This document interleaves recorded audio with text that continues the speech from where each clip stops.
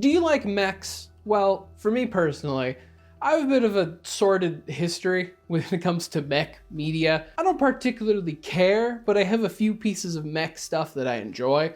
I mean, 40K Nights are fine. They're interesting. I do love me Pacific Rim. That movie's really cool. And I love Titanfall 2. That game's great. And then there's one piece of media that I hold above all else as the bastion of anything mech, and that's Lancer, which is honestly one of my favorite tabletop games of all time. In Lancer, you play as Lancer pilots, which are mech pilots who go around as mercenaries, fighting scary shit, other mech pilots doing odd jobs in these cool ass mech suits. Now, these can be pretty standard suits, as in guy with gun. Maybe if you're getting a little crazy, you can be persons with missiles, cowboy mech, or you can get a little crazier. Mech that uses ship technology to move so fast it looks like you teleport. A mech that literally teleports. A mech that doesn't exist. This mech isn't real, but it will be, but it isn't. Lancer is a fantastic game and an even cooler sci-fi setting. It has a lot of elements here that I would genuinely recommend digging into. This video is going to be basically a vibes-based video. I'm not going to teach you how to play the game. This is essentially a big video that is basically going to give you all the information you need to determine if this is a game you want to get involved in yourself and really take the plunge to learn about. Which I am not a Lancer expert. I've been a fan of Lancer for a while. If I get lore stuff wrong, sorry. I did my best. And other than that, if anything here makes you interested in actually playing Lancer, well, I have some fantastic news. Lancer is so easy to get into. Most of the player material is completely free. CompCon, a giant web tool with a character builder, rule compendium, mech hanger, a bunch of stuff, completely free. As well, if this video gets you interested in actually learning how to play Lancer, a good friend of mine, the BadLuckGamer, he makes videos on how to actually play the game. He's been doing it for a good while now, and you should go check out those videos, especially if you have a specific mech in mind. He's going through every mech in the game, teaching you how they work.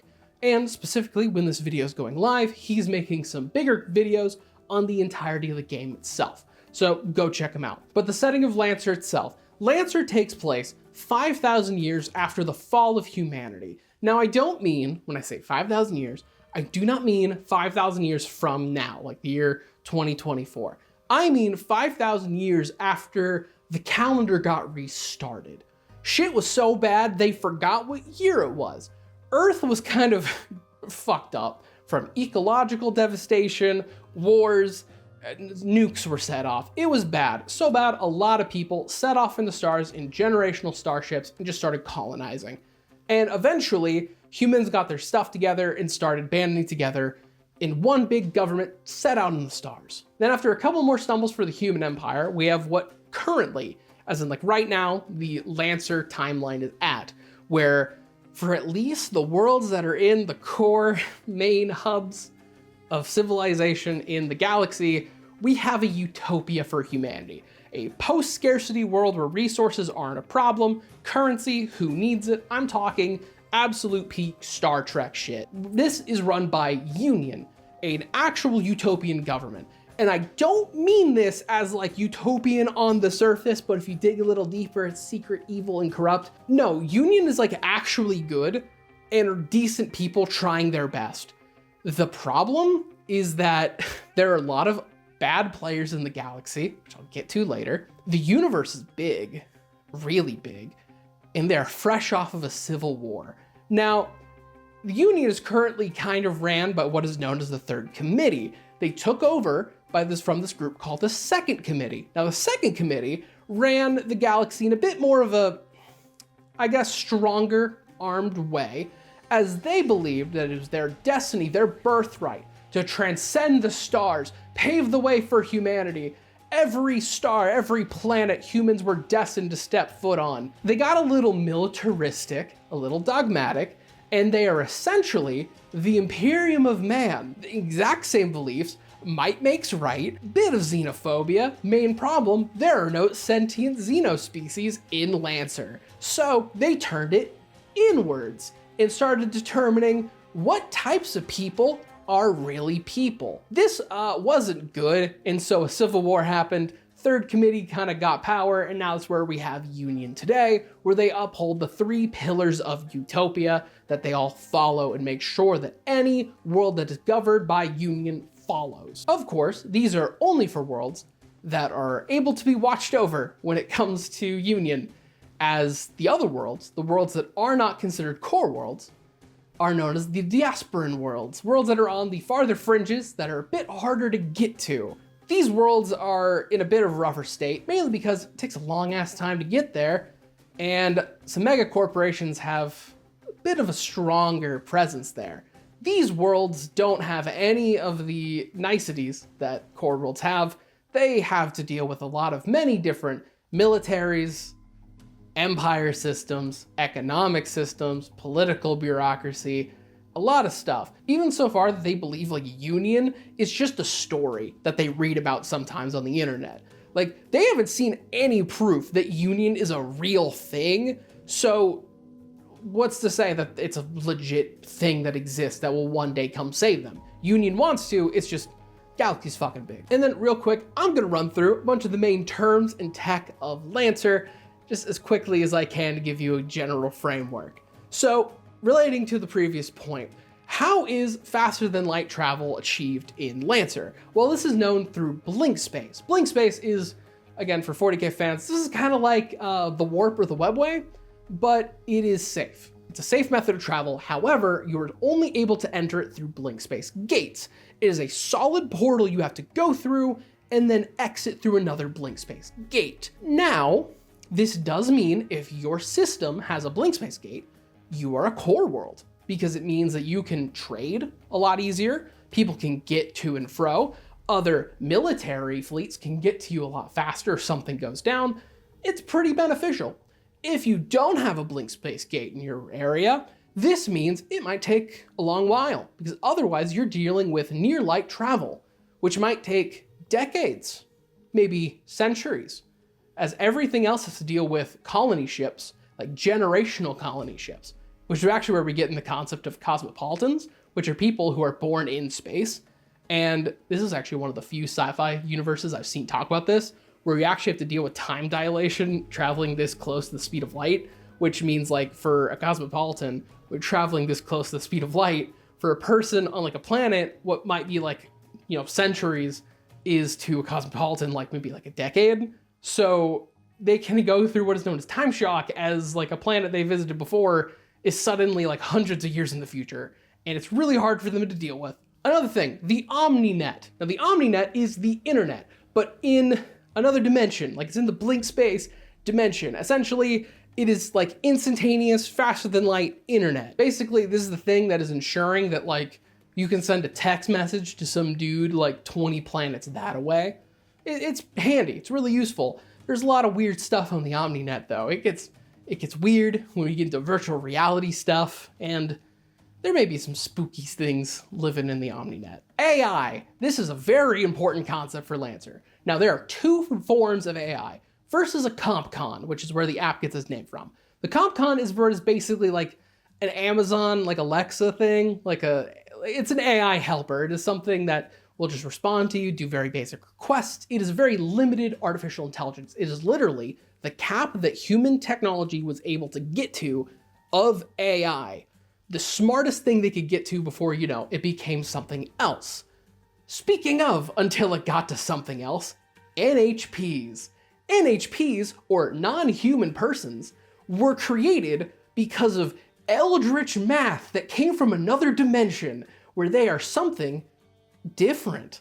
Where NHPs, as we know them, are cloned off of something core, a core NHP that is then created and then shackled, which is then limited because otherwise an unshackled NHP has a tendency to get a little weird, since they are literally sourced by things that do not exist in reality, and they are able to shape reality in weird ways. When it gets real bad is when they start to cascade. This is when it gets a little catastrophic, either through technological failure or if the casket that houses the NHP gets damaged. This is bad. This is what's known as a bad thing when this happens. NHPs are really powerful though, because NHPs are able to do things like absolutely calculate like things way faster than humans. So oftentimes they're responsible for weapon systems or logistical plannings and just a lot of systems. So they're really important. And as a Lancer, they're installed in mechs a lot. This is where you get the vibes like BT and Cooper from Titanfall 2, where he's able to like do things alongside the Titan.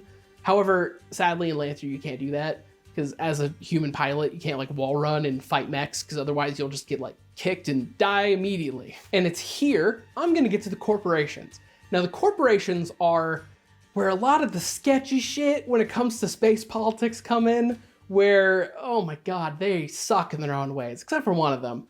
They kind of just exist, if I'm gonna be honest. This is also where all your mech stuff is gonna come from. Like, this is the stuff you're interacting with a lot of times in the game. I'm gonna give you a brief description of the actual like corporation, a brief bit of their lore, and then run you through a couple example mechs and just some fun examples. The first up is GMS, or General Massive Systems. This is the one that I said that just exists. They are like the standard template. They are the biggest corporation because they're literally the standard. Everything is made by them, like not just mechs, like anything technological is just probably done by them. They do nothing that stands out. The main mech that is theirs is known as the Everest, known as it doesn't really have a picture because it's just kind of just make it whatever you want because it's just a big robot that fights. Stuff gets interesting when we get to our first one, ISPN North Star, the mega corporation that contains almost a monopoly on shipping when it comes to the galaxy, and the largest anti-piracy group. God, they work on shipping and killing pirates. Also, they have a really strong blue collar, absolute like worker, miner, efficient vibe, despite the fact that they're all like, they're a mega corporation, so this is all just a fucking marketing act. None of this is true. It's all like a gross veneer of marketing, but they look sick. And yeah, the whole thing about being anti-piracy, they may fund just a little bit of piracy. They may sponsor just a couple pirates to fuck with like the other shipping companies that start up. But like, you know, they fund Albatross, which is a group that exists to murder pirates a lot. All their marketing is about how they send a lot of money to Albatross to better kill pirates and protect shipping lines, mainly ISPN North Star shipping lines. But, you know, also I gotta say, a lot of ISPN North Star mechs are named after naval stuff, largely pirates and privateers, like Drake, Blackbeard, the Kid. It feels a little weird, not gonna lie. You know, these are pirates, kill a lot of people, and you're anti-piracy. So you look at the US Army named a tank the Bin Laden. It feels weird, which speaking of some of the mechs, they get really fun. My personal favorite is the Rayleigh, which is the cowboy mech. I played one of these, my Rayleigh, and named him Texas Red for obvious reasons. I love him. This mech is great because it's just like all these fancy ass kids with their E-guns and their smart weapons. I just got big bullet and you manually load your weapons so they don't jam and people can't hack your gun, which is hilarious. You also have a giant gun in your chest. The Blackbeard, which is about aggressively grappling onto people and then carving into them with chain axes, which is beautiful. The Lancaster, which is just like a trucker, like literally like trucker vibes. Like, I love this boy. I love him. He's so good. He's like a repair mech, like he's your medic. I love him. And then the Caliban, who is able to shoulder check the biggest mech in the game, and they have to respect it. This is a power suit, is able to push giant mechs as if they're the same size. It is goofy. They have a big ass shotgun. I love them so much. Smith Shimano is like the luxury designer car manufacturer of the mech world, as they design a lot of things, but it's all to specification to the client. They work with like augmentations, genetics, everything to perfect design, but specifications of exactly what their buyer wants. All their designs are sleek, beautiful. For some reason, all have toes. It makes me a little uncomfortable, not gonna lie. And they do have an extensive genetic research program where they sell genetics, actually. You can buy genetic material and genetic information to like pass down to other people. They also heavily practice eugenics a lot.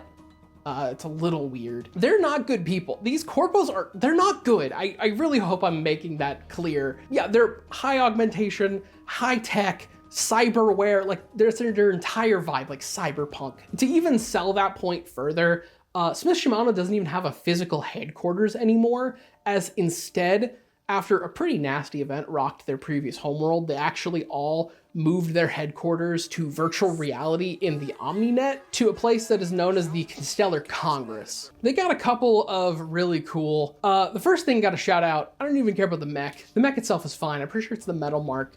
I just want to shout out this specific license for the knife, because the knife itself, specifically, if you ever lose this knife or break it, you have to send a personal written apology explaining to the designer of the knife why you lost it and why you deserve a replacement, which I think is hilarious. But other than that, they have some really fun mechs like the Dancer, the Boreal Valley, as in like the teleport behind you mech, named the Morning Cloak, which has a sword the size of a molecule that will literally teleport behind you and slice you in half. Also using heavily experimentational teleportation technology.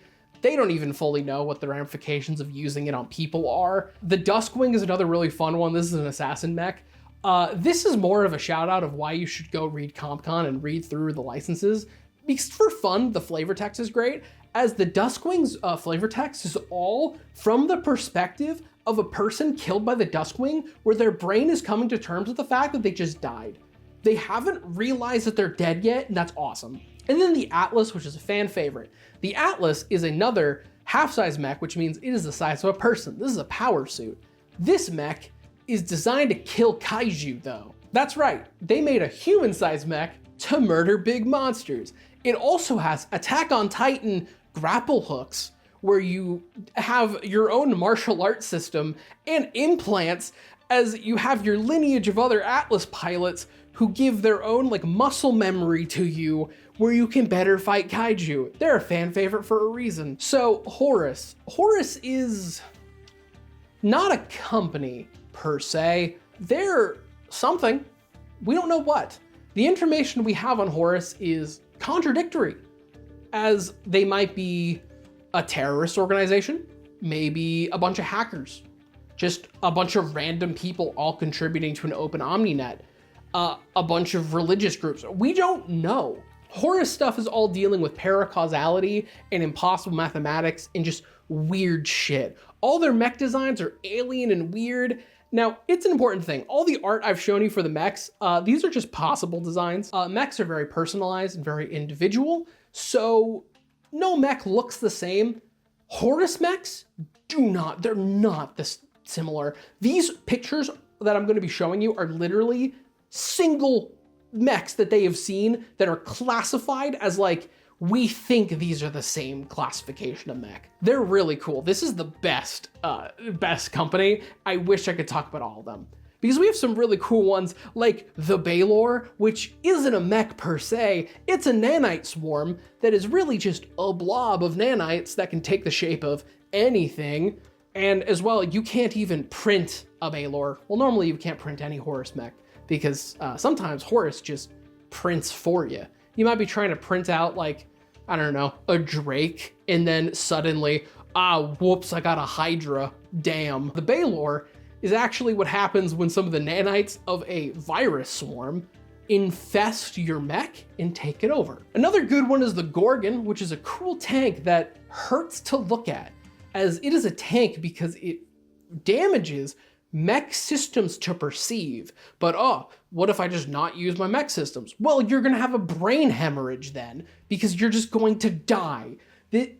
It's so cool. My second favorite mech in the game is Pegasus. Pegasus, which is all about really just paracausality. It is a paradox mech in the fact that it uses a gun that doesn't exist, but will exist at some point in the future. Therefore, it exists now, but doesn't now. It also doesn't shoot bullets. Just bullet holes appear on you because the gun doesn't exist, you see. Extrude gun. I love Pegasus. And then the other mech that's important to mention, the Lich. Drink deep and descend. This mech messes with time. Also, really funnily in the flavor text, no one knows where this mech came from.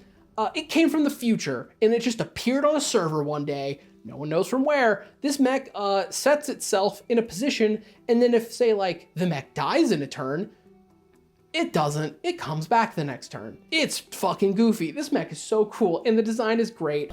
Return the slab, or suffer my curse. Harrison Armory. You like military stuff? You want that guy over there to just be dead? That's Harrison Armory. They decided, well, we're working on mech stuff. Let's just make them deadlier. Because what is a mech's point but to hold a bigger gun? Also, they are created from the remaining members of those fascist dickheads from Second Committee. They suck. Their entire shtick is wartime profiteering and war crimes. Yeah. Harrison Armory mechs are ridiculously strong at combat and killing things, and are also really fun. They also control a bunch of worlds underneath Union and get away with a lot of things, because if Union were to step in the times they have, they are able to kind of just skirt the legal radar, because they also produce a lot of really important things for Union. It's a tricky situation. But of the mechs they actually make, they actually have the biggest mech in the game, the Barbarossa, a mech that is giant. It's fucking huge. The Barbarossa, known for its big apocalypse rail, which shoots a giant gravity well at its target. Fully charged, does 4d6 damage, which I gotta say, for damage scaling, your standard gun does a d6 plus 3 damage. So this is something. The Genghis, which is just, do you want a flamethrower? Do you want to burn that guy over there? It's the World Killer Genghis, which is also, do you want to burn that guy? Do you want to burn so hot that you literally melt the terrain around you as you move? It's also sick. The World Killer Genghis is superior to the original Genghis. We also have one of the best support mechs in the game, the Saladin, thanks Big Sal, who is able to produce a lot of armor and shields, just all around, just such a helpful mech to actually have. A Saladin on your team is really good. And then the Enkidu, a mech I adore. This is a variant of the Tokugawa. The Enkidu is a mech that is all about playing in the danger zone, which every mech in Harrison Armory is about playing in what is known as the danger zone, as your mechs have something known as heat, which is playing with your reactor buildup. As you're doing these cool maneuvers, your reactor's getting hot, you have to jettison that heat. Otherwise, you can get your reactor into critical. The Enkidu really likes playing in this point, doing extra damage with those big old whips. The Enkidu also is noted to drive its pilots a little crazy. Just a little bit violent, a little bit berserker, to the point where to keep them in line, they have to be kept on drugs all the time with a lot of combat stims. So a better way to look at the Enkidu is like a mech-sized Eversor assassin from 40k. Which is sick. That's so cool. I adore this mech and I want to play one day. Yeah, that is a loose overview of Lancer. Maybe at some point I'll delve more into like the other corporations, talk about the other mechs. I don't know. I adore Lancer. This game is fantastic. I think everyone should give this game a try if you can. It's super good. It's very pick up and playable. You don't have to commit a lot of time to it. You can just play fun encounters. Go give it a try. It's all free. It's so easy to get into. Or at least just look at the art, because the art's beautiful and they deserve all the support they can get. They're doing a lot of great work here, especially with their other games too. So if you like this, like, comment, subscribe, do that stuff, join my membership, and see ya.